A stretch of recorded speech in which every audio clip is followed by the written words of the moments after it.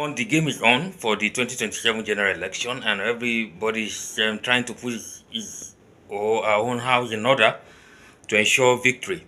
Yeah, as a governor, Peter Obi was one of the most dubious and the most heartless governor that you can ever imagine in this country called Nigeria. After I left office, all right, so he's getting those same people that he did terrible things to start singing his praises and clapping for him. You must have seen a video where he was bragging in an interview with Rufai, saying, oh, this was how he left 12 billion naira and $50 million in 3 different bank accounts. 12 billion naira and $50 million in 3 separate bank accounts. I left money in 3 banks. Those 3 banks are there. You can go there. In fact, after this interview, I have in my little office here a photocopy. I will give you photocopy of my handover note, including the balances of that account as I did I left office, issued by the banks. I left in Access Bank, which is still there. 12 billion naira, $50 million. And I'm going to give you a copy. 12 billion naira and $50 million in Access Bank. I left in Diamond Bank. 12 billion naira, $50 million. In Diamond? Diamond. I left in Fidelity Bank. 12 billion naira, $50 million. $50 million in these 3 accounts. And 12 billion dollars and 36 billion. Now, a lot of revelation have been it's ongoing about some of the candidates of that are going to make themselves available for the presidency of this nation. One of them is Peter Obi. Now, Peter Obi of recent said that he's working closely with corrupt politicians so that he can change them, and then that sparked a lot of debate online. And one of them is from this particular man who seems to have known a lot about Peter Obi. In Diamond Bank, he left, according to him, he left 12 billion naira, $50 million. In Access Bank account, he left 12 billion naira, $50 million. In Fidelity Bank account, he left 12 billion naira and $50 million. I thought about it and I said, okay, let's even find out. Let's check something.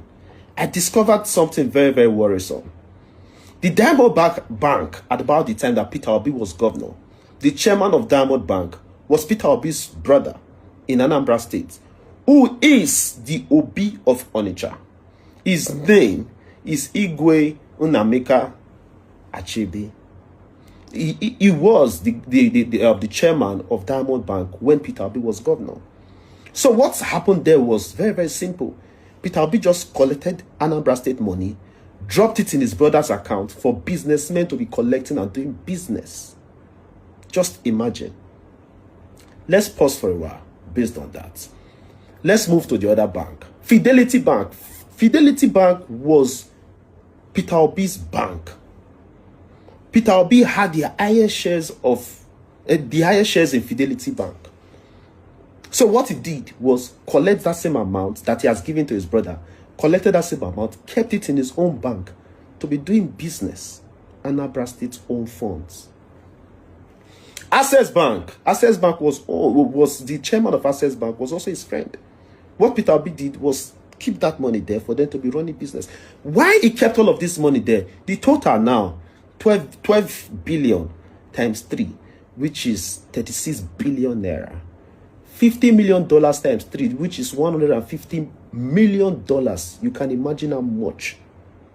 At about that time, even check the value of that currency, of that money at about that time.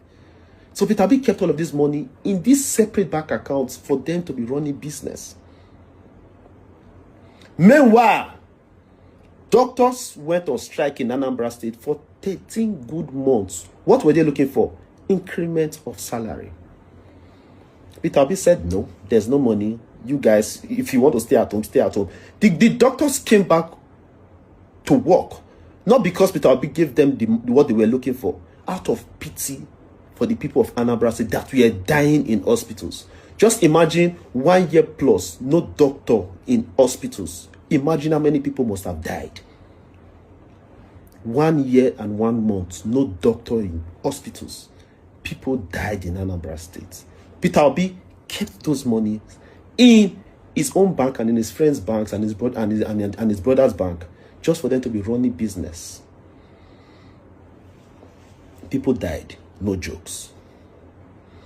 Moving away from that, fire service firefighters in Anambra State, their hazard allowance until Peter Obi left was 10 naira. 10 naira. 1, 2, 3, 4, 5, 6, 7, 8, 9, 10. 10 naira. That be their hazard allowance. People that would risk their lives to fight fire. They were complaining. Peter Obi said, no money. You have to fight.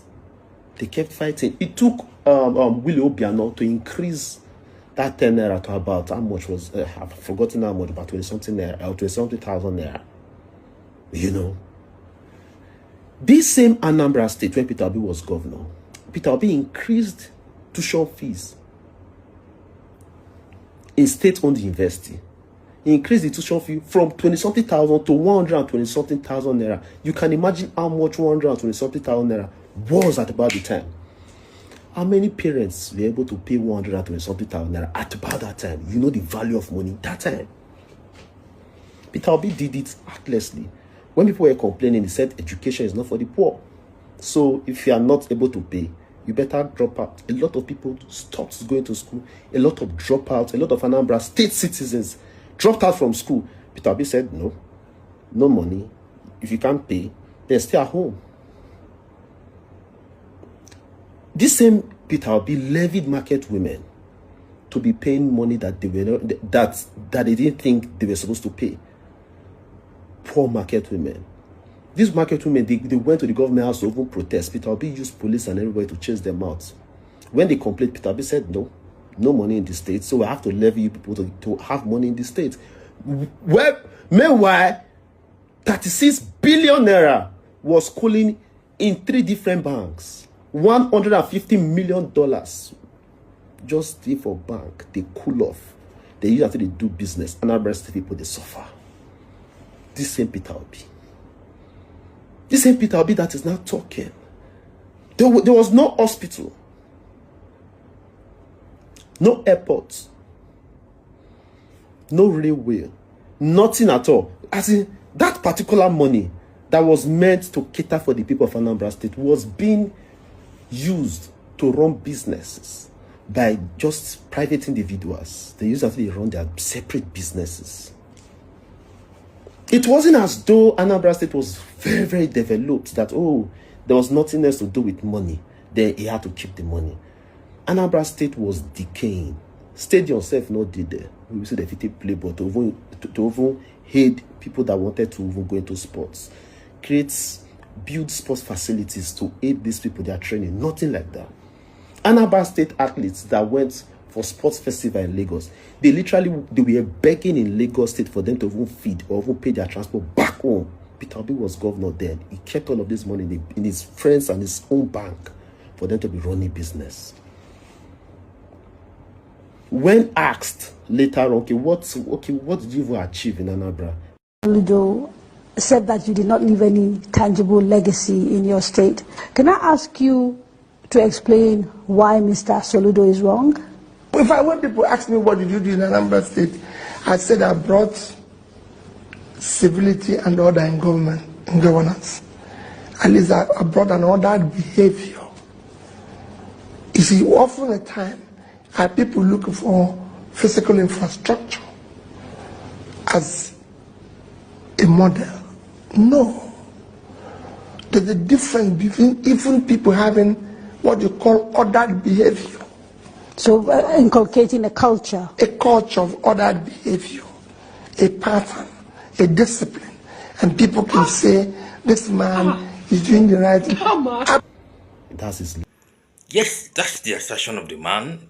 He seems to have a lot of information about Peter Obi. You know, a lot of these politicians don't know that there are people that keep record of their activities while in office.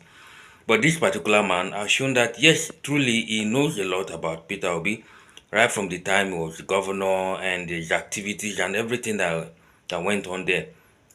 Now it's not left for people out there to decide if this man has the ability to indeed rule this country.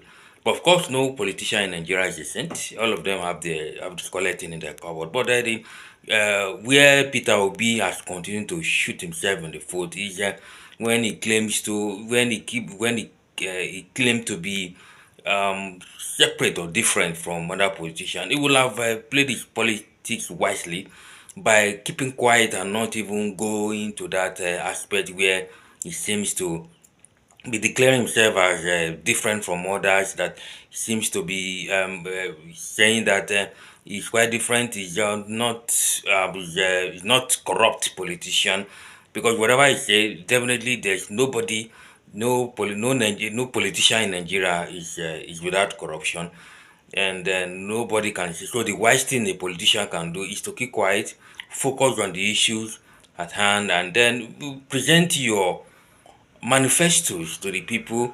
Let them know what you are capable of doing instead of castigating other politicians and making them feel like you are a saint. Now, that particular video. Now, of course, that's not the first time we been hearing about that. Though we said they left a lot of money for the next administration, of course. But of course, and then what this man said here is that yes, we left money in various banks, and then you left those money for people, your friends, your cronies, and family members to trade with.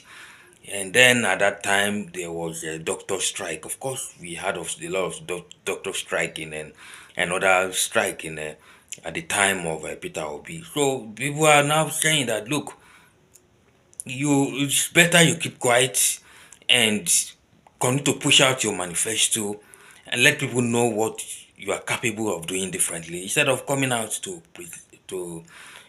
say you are a saint. You are even affecting the accessibility of others, those in the other group that probably may be rooting for you.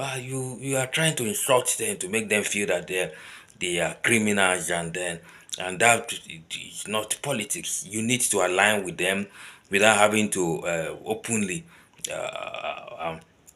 say things that could jeopardize your own chances in the election. Of course, but Obi has always he has always said that he's going to be in the ballot. So he believes that even if ADC or even if no big politician approve of him, he will definitely he could go back to Labour Party and then run, and then we then have what the reputation of 2023 general election. But the truth of the matter is that Obi is not playing his politics well. Let me know what you feel concerning this matter. Don't forget to like, share, subscribe. I'll see you in another video.